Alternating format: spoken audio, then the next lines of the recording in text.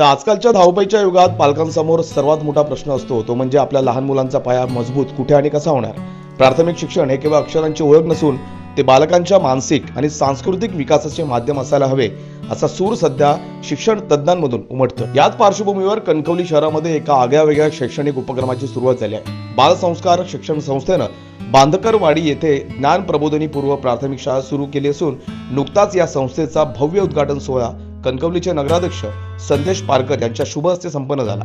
पण ही बालवाडी इतर शाळांपेक्षा नेमकी वेगळी का आहे आणि इथले वातावरण मुलांच्या जडणघडणीसाठी कसे पोषक आहे पाहूयात.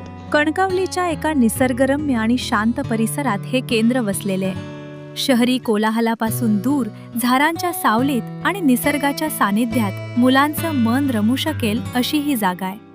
प्रवेशद्वारावरील पारंपरिक तोरणच इथल्या सुसंस्कारी वातावरणाची प्रचिती देऊन जाते. इथल्या वर्गखोल्यांमध्ये पाऊल ठेवताच एका वेगळ्याच दुनियेचा अनुभव येतो. इथल्या भिंती नुसत्या रंगवलेल्या नसून त्या मुलांशी संवाद साधतात. बालमनावर उत्तम संस्कार व्हावेत यासाठी गुढीपाडवा, गणेशोत्सव, होळी आणि दिवाळी या आपल्या पारंपरिक सणांची अत्यंत देखणी चित्र येथे साकारण्यात आली आहेत. खेळातून शिक्षण या पद्धतीचा वापर करून इंग्रजी आणि मराठी मुळाक्षरं अत्यंत रंजक पद्धतीनं मांडली आहेत.